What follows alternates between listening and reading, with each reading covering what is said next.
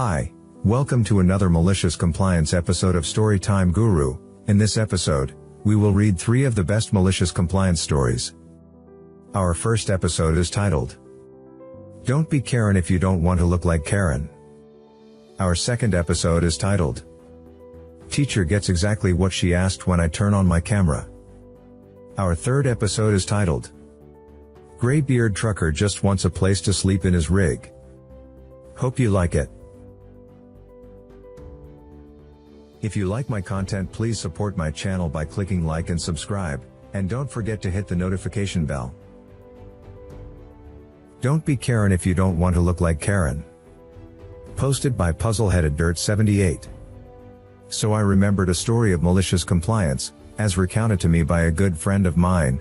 My friend is a hairdresser by trade, and works at a very upscale salon. I go to her myself and can attest to her being amazing. Anyway, this salon had one customer who had been passed around from hairdresser to hairdresser, bullying every single one she saw. This woman was an absolute holy terror. She made 3 separate hairdressers cry. The only reason she was still a client of the salon was that her mom was friends with the owner. She was a relatively young gal, maybe in her mid-20s, with very long bottle blonde hair, past her waist, that she insisted to everyone who wasn't her hairdresser was her natural color. It was very much not. She went to the salon religiously so no one would ever find out her secret shame. She blamed her hairdresser for all her hair problems, many of which were the results of heavy bleaching and how much heat she used on her hair and her refusal to follow care instructions, and was never satisfied with anything. So everything shuts down in our state, and she screams at my friend to come do her hair for her because she can't have her boyfriend finding out she's not a natural blonde. Anyway, my friend refuses, and despite Karen's threats, she knows that the salon owner knows she's too damned good at her job and has too loyal a customer base to fire her, so she thinks no more of it until a few months later when the salon reopens, and lo and behold, who should appear in the appointment book but Karen. So the day arrives and Karen shows up with her hair dyed jet black, and not very well dyed either. My friend is shocked because Karen's always made such a big deal about being a blonde and how even though she gets her hair bleached she really is a natural blonde and just enhancing her color a little. My friend asks Karen what they were doing that day and Karen demands to be made blonde again. My friend is like, okay, that's going to be a process, because this BTCH has used black box dye, which is really hard to get out. For those of you who don't know, getting dyed dark hair to blonde is usually something done in stages, so the hair has a chance to recover a bit between bleaching sessions to avoid breakage. Karen is like, no. I am going to be blonde when I leave here today, or I am telling your boss that you see clients at home sometimes and getting you fired. My friend sometimes does friends' hair at home for a lower price because she's a sweetheart, which her boss is fine with, and it's your fault I had to dye my own hair this color because my boyfriend would have seen my roots if I hadn't done something. My friend is tired of Karen's BS at this point, but it's a slow day, and she has time. She explains to Karen that if she takes her blonde all in one go her hair will be fried, and she'll likely end up having to lose a lot of length. Karen scoffs and rolls her eyes and is like, that's never happened before, and my hair's so healthy, I'm sure it will be fine if you don't screw it up. Friend recommends at least using Olaplex, a product that helps prevent damage. Karen says she thinks it's a scam to overcharge customers and won't pay for it. Cue malicious compliance. Friend is like, okay, but makes several coworkers be witnesses that this is what Karen is asking for after friend explained the risks. Friend meanwhile has formulated a fiendish scheme. After that, friend goes through the whole process of bleaching Karen's hair. She has to do it like 4 times or something, and she checks with Karen after each one that she's absolutely sure she has to be all the way back to champagne blonde by the end of the day, and recommends stopping at some of the nice auburn or strawberry blonde shades in between for now. But Karen insists. Her boyfriend hates her hair anything but her natural blonde. My friend knows she will refuse because when has a Karen ever decided at the 11th hour to be reasonable? With each bleaching there's more breakage and Karen's hair feels worse. My friend knows Karen's hair won't survive this, but Karen absolutely refuses to let her stop. Eventually, at long last, my friend manages to get Karen's hair to the required level, and so she starts to rinse Karen's hair. It starts breaking off in her hand.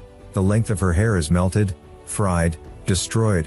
My friend gets the bleach out and immediately conditions the ever-loving FCK out of it while explaining to Karen that exactly what my friend said would happen has happened. Karen says she must be exaggerating and insists it's fine. friend wraps what's left of Karen's hair in a towel and takes her back over to her station where she shows Karen the problem. Everything past a little beyond chin length is pretty much gone. Karen shrieks and accuses my friend of everything under the sun: incompetence, operating without a license. She most definitely has her license, a personal vendetta, etc. My friend eventually calms her down and tells her she'll do her best to cut it so it looks decent for free. She even has the perfect cut in mind. It'll suit Karen perfectly. My friend gives Karen the sharpest, most beautifully cut angled bob you've ever seen. I've seen it thanks to my friend showing me Karen's Insta, that despite the incredible precision and skill showcased, is unequivocally and perfectly the Karen.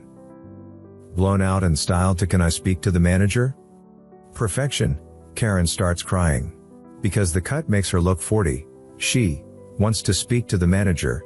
My friend gets the manager and Karen throws a fit, threatening to sue. And how dare they? And how his employee did this to mock her, and so on and so forth, while my friend stands there looking completely innocent. The boss then asks friend her side of the story, and the other hairdressers back her up in that the cut is just her trying to make the best of what's left of her hair. Even the boss by now is sick of Karen's BS, and Karen is forced to pay the huge sum of money owed for how much time was spent bleaching her hair, much of which is now gone, and leaves swearing never to come back. Her boyfriend, a cop, calls up later and threatens to assault my friend for doing that to Karen's hair against his wishes, and my friend tells him if he tries anything she's going to tell his superiors in every news agency in the city. Nothing further happens, but he eventually dumps Karen because he doesn't like girls with short hair. Edit. Holy heck. Thank you for the awards. This really blew up. Best reply by Archdevil. Timo. Nice work. However, your friend should have reported the cop. Puzzle-headed Dirt 78. Yeah, she probably should have, but I think she didn't want to risk the drama in a relatively small town. Teacher gets exactly what she asked when I turn on my camera. Posted by Char. GameRead. Background: I am currently in high school, and we have Zoom meetings in almost every class, every day for online school. I dislike it, especially having to have our cameras on. I get super self-conscious that anyone in my class could be looking at me, and I wouldn't know. A user in the comments pointed out that it could be paranoia, which I think it is. Being paranoid is the best way to describe the feeling. My English teacher, who we will call Miss Stevens, is super extroverted and loves to see her students. This is all fine and dandy, but she obsesses over it. She yells at kids all the time for not having their cameras on, as she wants to see you participating in the class. I personally don't think students should have to invite their class into their personal life for a grade. After a while, she got fed up with people ignoring her demands, so she started docking points for the day's assignment if you didn't have your camera on. I joined a meeting recently without my camera on as per usual, and I began working on the assignment. She stayed completely silent about my camera for some reason, which I loved for that class. I could work in peace. Later that evening, I get a notification on my phone that I got a 75% on today's assignment.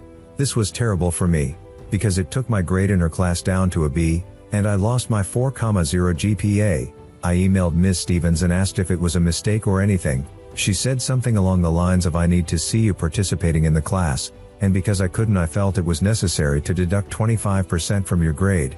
I don't have the email right in front of me at the moment. I told her that I didn't feel comfortable turning my camera on, which I feel is totally reasonable. She gave me a hard no and said, "Nobody is watching you in class. They are watching me because I am the teacher. You will get used to it eventually." I was pissed. All I want is a little bit of privacy. Sure, not all the kids stare, but we all have moments where we get lost staring. I decided I would turn my camera on, but I wanted her to regret it. I downloaded a super glitchy, flashy, bright, and disgusting glitch effect that I could put over my camera using a plugin for OBS that I found online. It lets you use OBS as your camera, so I could add whatever I wanted. The next day I show up for the meeting, and turn my camera on. A few minutes into the lesson, I turn on the glitch effect, and lower the frame rate of my camera to make it look like I was just lagging. Ms. Stevens asked what was happening, so I replied that I think my Wi-Fi is being slow or something. She moved on the lesson, but you could tell that she was starting to get annoyed by this constant flashing on her screen while she was talking. There isn't enough kids in the class for her to simply put me on another page, and I don't think she knows how to turn my camera off herself. I began to enjoy seeing her reaction. So after I finished my assignment, I started messing around with it a little. I started flashing random things on my camera like pictures of Shrek, memes, whatever came to my mind pretty much. She pulled me aside after class. Keep in mind my camera still had the glitch effect going, and she lectured me on how having my camera on like that was distracting me, even though I finished my assignment after only 15 minutes or so. I just said you wanted me to turn my camera on, so I did. You never told me what I had to have on my camera. She kind of rolled her eyes a little and just gave in. I don't have to have my camera on in that class anymore. She also apparently emailed my parents about me being distracting, and when I showed the plugin to my parents, they found it hilarious and didn't care all that much. I wasn't distracting any of the other students, and I was already done. No problems here. Edit. A lot of people in the comments are asking if my grade got fixed, and if I contacted the principal. Both of these things happened, and I am sure my teacher got a talking to from the principal. My grade is fixed, and I am back to having all A's. Best reply by Sturm & Stern. Your teacher is probably being told by their bosses that if they can't see you directly, you're not engaged and they have to bump up engagement. Source: Teacher. Twee. Light. Lee. I'm a teacher, too, and there is nothing more painful than staring at a silent screen full of avatars. Seriously. At the same time, teachers and schools do not have the right to demand a view into a student's home. Your teacher is lucky all you did was purposely annoy her, honestly. Graybeard trucker just wants a place to sleep in his rig. Posted by TJB2K3. Firstly, my D key works when it wants to. Sorry for typos as a result. Sorry for the length. TL. Doctor at the end. So this just happened a few hours ago. Here's the setup.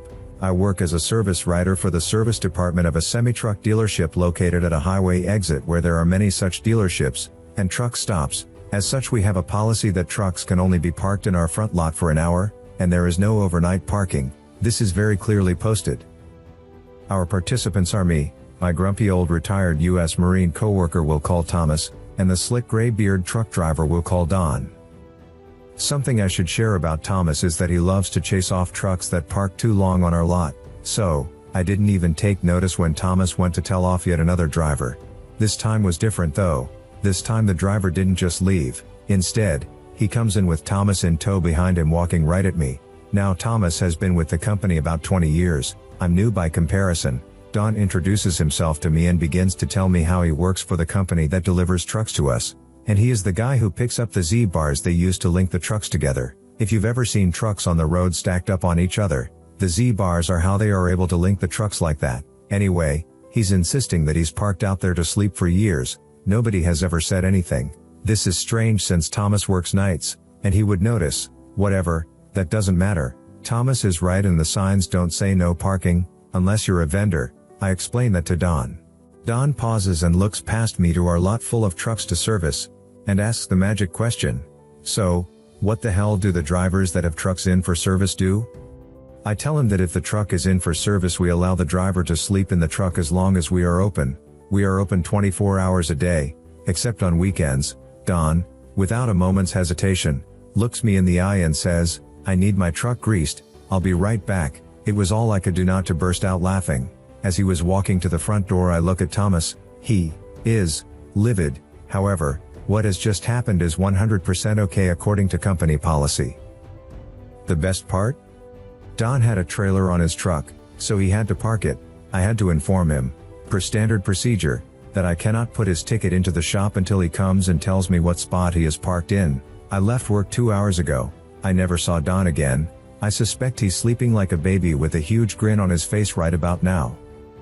TL, Doctor, my coworker at a truck dealership tried to chase a truck driver for trying to park overnight in a no parking zone. Truck driver checks his truck in for a cheap service in order to sleep at the dealership. I get to facilitate the malicious compliance and get a new hero. Best reply by Nor. Cal. Athlete. I'll just add that for those going, huh? What? Truck needs to be greased?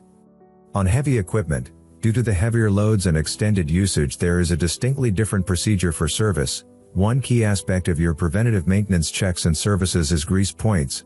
Basically, things like hubs and axles, and sometimes suspension components. are filled with very thick grease, and I mean gallons of the stuff. It looks like cookie dough and has a distinct smell that's actually not that bad when new. However, it deteriorates over time and can get fairly pungent. Usually, there's not really any grease drain point kind of thing.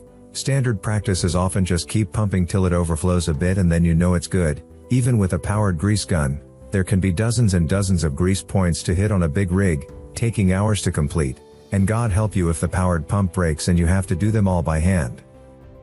This is why old Graybeard immediately thought of the longest, easiest dumb thing he could. It's not gonna hurt the truck if they only get halfway through, and he wakes up and decides he's refreshed enough to keep going. He's likely already been driving on the same grease for well past the recommended time anyway. If you like my content, please support my channel by clicking like and subscribe, and don't forget to hit the notification bell.